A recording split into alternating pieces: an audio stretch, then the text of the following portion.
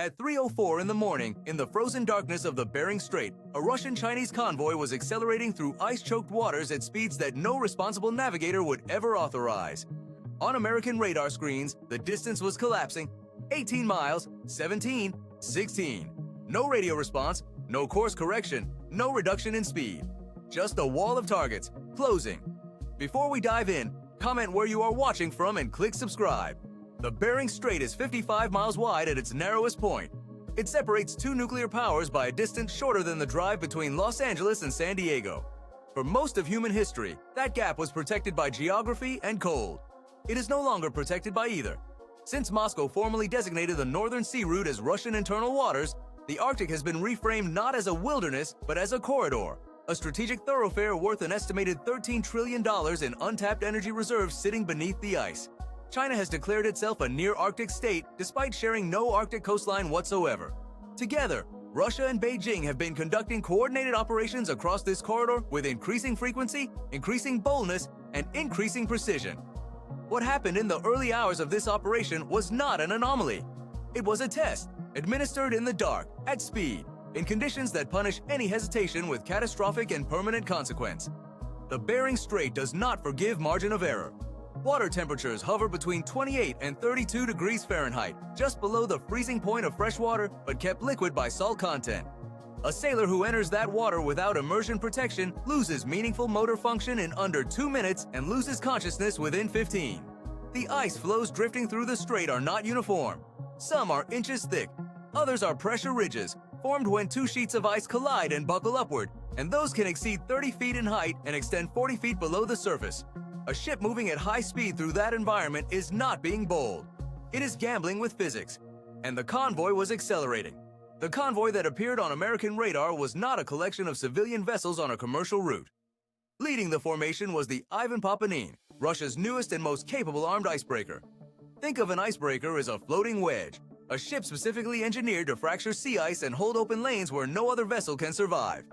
The Ivan Papanin is that, and it is also something else entirely. It carries cruise missiles.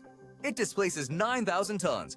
And on this morning, it was not moving like a ship conducting routine Arctic transit. It was moving like a ship that had been told to move. Flanking it were Russian and Chinese destroyers.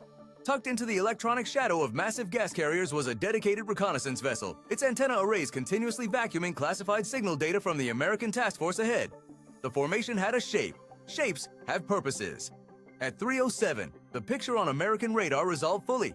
This was not a navigation error in progress. The geometry of the fleet, the speed, the electronic silence, the course heading directly across the bow of the American task force, all of it pointed to a single calculated outcome. A collision vector. 90 seconds to contact. General quarters. Inside the Combat Information Center, a CIC, which functions as the brain of a warship by fusing every sensor input into a single operational picture, operators were already running. Thermal sensors, electronic intelligence receivers, acoustic arrays, all of it feeding into high-speed processors that were attempting to do in seconds what used to require hours. The pitch-black water around the task force was being translated, layer by layer, into a digital battlefield. But the picture was only as good as the data feeding it. And at 3:10, the data was under assault. On the Ivan Papanin, the Krasika 4 electronic warfare system, a maritime jamming platform capable of disrupting satellite links, airborne radar, and data link communications across multiple frequencies simultaneously, was pushed to maximum power. A Chinese Type 05 2D destroyer activated its own broadband jamming suite at the same moment. The coordination was not coincidental. This is called Maskirovka, a Russian Ziwa military doctrine of deception that uses concealment, misdirection, and layered false information to deny the enemy a coherent picture of reality.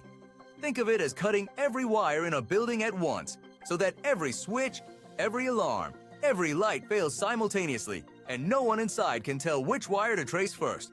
Inside the F-35A cockpits that had launched from Eielson Air Force Base at 3:12, the effect was immediate and total. The target display flickered, then it distorted, then it went black. Link 16, the encrypted tactical data link that connects every platform in a modern American strike package into a single shared operational picture, had been severed by a wall of electromagnetic white noise. The E-2D Advanced Hawkeye, the airborne early warning aircraft orbiting above the strait and functioning as the elevated eyes of the entire formation, watched its tactical display dissolve into static. Without Link 16, the F-35s could not share targeting data. The destroyers below could not confirm firing solutions. The task force had become a collection of individual platforms instead of a unified system. The mission commander picked up an analog radio. All units, we are blind.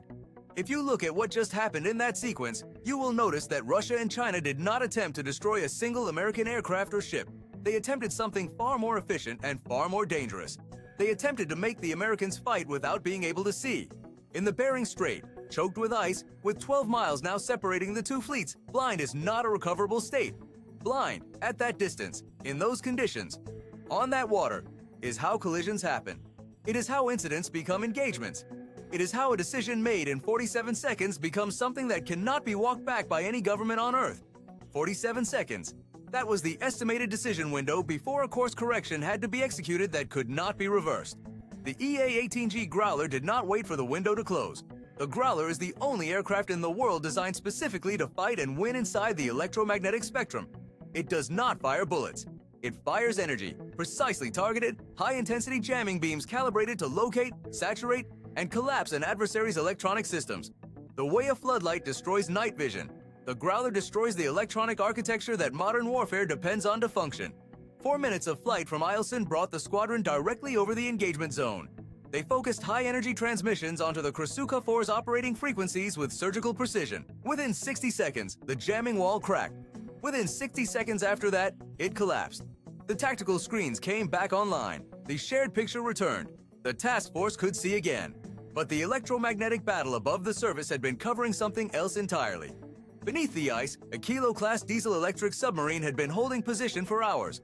The Kilo-class is called the Oceanic Black Hole by NATO analysts because its electric drive propulsion system, when operating on battery power, produces an acoustic signature so faint it approaches the ambient noise level of the surrounding ocean. In passive sonar terms, detecting it is less like hearing a sound and more like trying to hear a whisper inside a waterfall. But the Arctic does not offer exceptions. The extreme cold had drained the submarine's batteries to a critical threshold. To recharge and prepare for a torpedo firing solution, the submarine was forced to raise its snorkel, a retractable tube that allows diesel engines to run while the vessel remains mostly submerged. The moment those engines started, they produced two things the sea could not absorb indefinitely: sound and exhaust. On the surface, the Ivan Papanin responded immediately. It pushed its 9,000 tons to maximum speed and drove its propellers to full pitch, churning the water column above the submarine into a field of dense acoustic interference. The tactic was designed to function as a noise curtain, a wall of mechanical turbulence intended to bury the submarine's diesel signature beneath the icebreaker's own overwhelming mechanical output. It was coordinated, it was rational, and it was not enough. The P-8 Poseidon maritime patrol aircraft does not search for submarines the way a passive sonar operator searches for sound. It searches for the physical evidence that a submarine cannot avoid leaving behind. When a submarine moves at shallow depth, it displaces water in a way that creates faint, non-random ripple patterns on the surface directly above it. These are called Bernoulli wakes, named for the same fluid dynamics principle that generates lift on an aircraft wing. They are subtle, they are brief, and they are detectable by high-resolution surface search radar if you know exactly what pattern you are looking for. The Poseidon knew. At the same time, its multi-spectral atmospheric sensors began sampling the frigid Arctic air. In an environment this cold and this clean, hydrocarbon molecules from diesel combustion do not disperse rapidly. They persist in detectable concentrations. They are chemically specific. They cannot be jammed. The Bernoulli wake on the radar, and the exhaust trace in the atmosphere converged on a single point beneath the ice. The black hole had a location, a depth estimate, and a projected course. The MHE-60R Seahawk closed the exit. Flying at extremely low altitude, it deployed a passive sonar barrier that covered the submarine's entire remaining maneuvering corridor. Every viable escape vector now led directly into detection range. The Russian captain made the only rational decision the geometry permitted. Emergency dive. All stop. 70 seconds of near silence, running on reserves that were almost gone, attempting to disappear into deep water before the net fully closed. At 3:44, the Growlers redirected their energy weapons onto the Ivan Papanin's navigation and GPS systems and shattered them. Stripped of electronic warfare capability and unable to navigate reliably through the ice field, the icebreaker reduced speed to avoid fracturing its own hull against the pressure ridges surrounding it. The F-35s executed a supersonic low-altitude pass directly over the Russian command position. A supersonic aircraft at close range does not produce a sound. It produces a physical pressure event. Windows fractured. Crew members were disoriented. a 9,000-ton warship designed to dominate the Arctic was, for all practical purposes, no longer a warship. And then the ice cracked open. 500 yards from the Ivan Papanin, at 3:55 in the morning, a section of pack ice nearly 1 meter thick fractured upward, and a black steel command tower tore through the surface into the polar air. The USS Delaware, a Virginia-class nuclear-powered attack submarine, had been beneath them the entire time. It had taken station before the convoy entered the strait. It had held position silently while the jamming played out above. It had been present while the Kilo-class submarine raised its snorkel and while the Ivan Papanin threw up its noise curtain. Every Russian sensor sweep, every decoy buoy dropped by the Tu-142 aircraft, every layer of coordinated acoustic and electronic deception had been oriented toward the surface and the shallows. Not one element of the Russian-Chinese operation had been aimed deep enough to find the Delaware, because nothing they carried could have found it. In a live engagement, the Delaware would not have surfaced. The torpedo firing solutions had been calculated and confirmed long before the Krasuka 4 ever activated, long before the collision vector was established, long before the first radar contact appeared on American screens. The Russian fleet had been tactically dead for 20 minutes before the ice broke open. Every crew member on every vessel in that formation had been operating under the assumption that the battle was still undecided. It had not been undecided for 20 minutes. They simply had not known it yet. The convoy turned. Moscow called it a planned exercise. The Bering Strait went quiet again, and the ice began to close back over the hole the Delaware had made. What those 51 minutes demonstrated was not a demonstration of American technological superiority in isolation. It was a demonstration of a specific and deeply uncomfortable truth about the nature of modern deterrence. Russia and China brought jamming systems, noise curtains, decoy arrays, coordinated deception doctrine, and a submarine specifically selected for its acoustic invisibility. They executed their plan with discipline and coordination.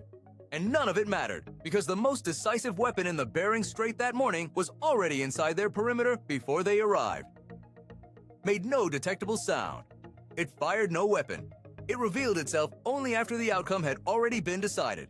The Delaware surfaced into 28-degree air, surrounded by a fleet that had just learned it had never been